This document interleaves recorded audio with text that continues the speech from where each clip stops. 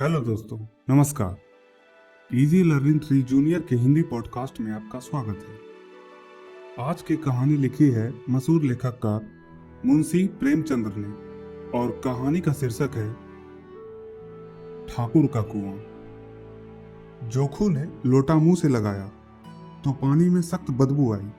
गंगी से बोला, यह कैसा पानी है? मारे बास के पिया नहीं जाता, गला सूखा जा रहा है और तू सड़ा पानी पिलाए देती है। गंगी प्रतिदिन शाम पानी भर लिया करती थी। कुआं दूर था, बार बार जाना मुश्किल था।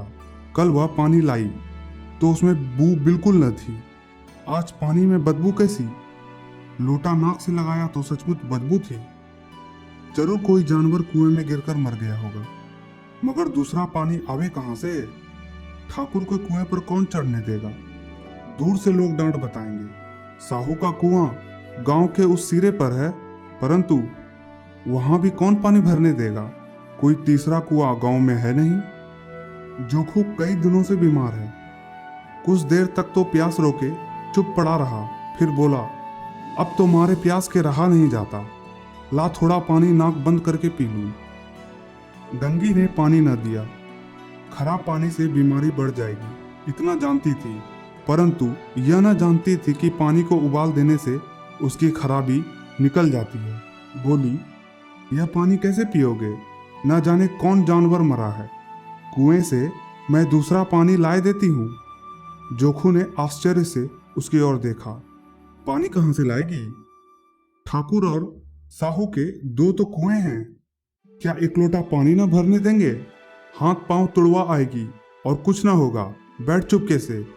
ब्रह्म देवता आशीर्वाद देंगे, ठाकुर लाठी मारेंगे, साहू जी 1 के 5 लेंगे। गरीबों का दर्द कौन समझता है? हम तो मर भी जाते हैं तो कोई द्वार पर झांकने नहीं आता। कंधा देना तो बड़ी दूर की बात है, ऐसे लोग कुएं से पानी भरने देंगे? इन शब्दों में कड़वा सत्य था। गंगी क्या जवाब देती, किंतु उसने वह बदबूदार पानी पीने को न दिया। रात के 9 बजे थे। थके मांदे मजदूर तो सो चुके थे। ठाकुर के दरवाजे पर 10-5 बेफिक्रे जमा थे। मैदानी बहादुर का तो अब न जमाना रहा है न मौका। कानूनी बहादुरों की बातें तो हो रही थी। कितनी होशियारी से ठाकुर ने थानेदार को एक खास मुकदमे में रिश्वत दी और साफ निकल गए। कितनी अक्लमंदी से एक मार्के के मुकदमे की नकल ले आए।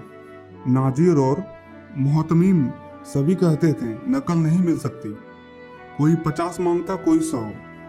यहाँ बेपैसे कौड़ी नकल उड़ा दी। काम करने का ढंग चाहिए। इसी समय गंगी कुएं से पानी लेने पहुंची। कुप्पी की धुंधली रोशनी कुएं पर आ रही थी। गंगी जगत की आड़ में बैठी मौके का इंतजार करने लगी।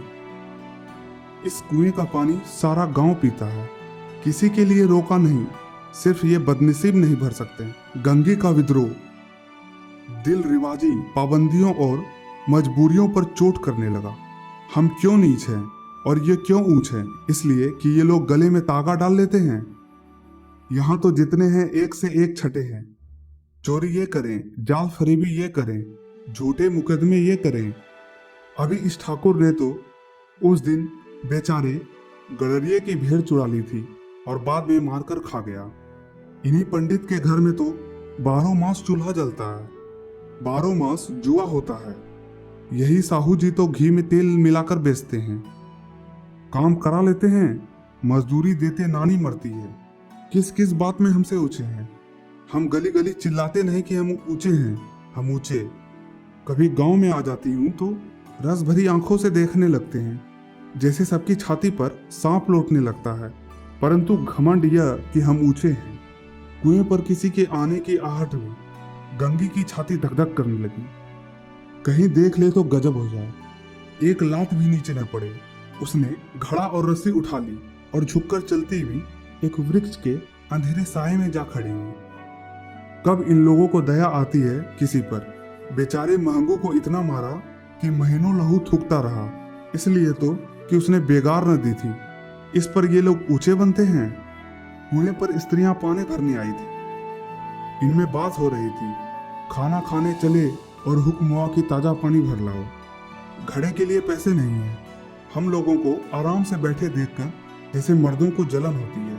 हाँ, यह तो ना हुआ कि कलसिया उठाकर भर लाते, बस हुक्म चला दिया कि ताज़ा पानी लाओ, जैसे हम लड़कियां ही तो हैं। लड़कियां नहीं तो और क्या तुम हो? रोटी कपड़ा नहीं पाती, 10-5 रुपये भी छीन झपट कर ले ही लेती हो।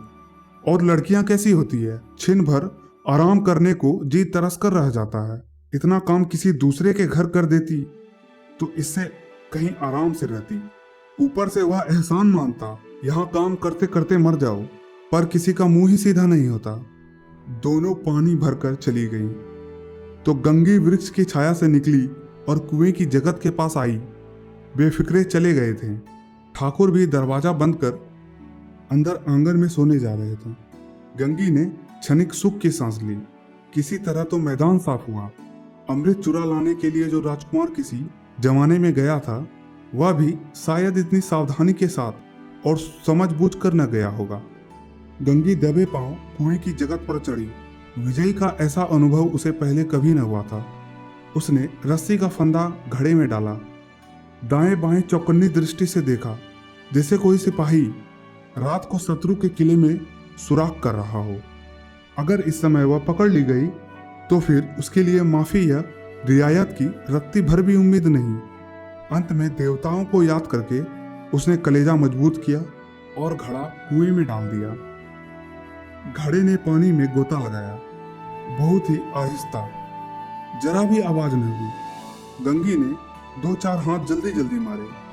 घड़ा कुएं के मुंह तक आ पहुंचा। कोई बड़ा सहजोर पहलवान भी इतनी तेजी से न खींच सकता था। गंगी झुकी कि घड़े को पकड़ जगत पर रखे कि एकाएक ठाकुर साहब का दरवाजा खुल गया। शेर का मुंह इससे अधिक भयानक न होगा। गंगी के हाथ से रस्सी छूट गई। रस्सी के साथ घड़ा धड़ाम से पानी में गिरा और कई क्षण तक पानी में हिलकोरे की आवाज सुनाई देती रही। ठाकुर कौन है, कौन है? पुकारते हुए कुएं की तरफ आ रहे थे और गंगी जगत से कूदकर भागी जा रही थी। घर पहुंचकर देखा कि जोखू लोटा मुंह से लगाए वही गंदा मैला पानी पी रहा था। तो आज के पॉडकास्ट में इतना ही। तो फिर मिलेंगे एक और नई कहानी के साथ। तब तक के लिए धन्यवाद। अगर आपने हमारा चैनल अभी तक सब्सक्राइब नहीं किया तो सब्सक्राइब कर लें और वीडियो को लाइक एवं शेयर करना ना भूलें।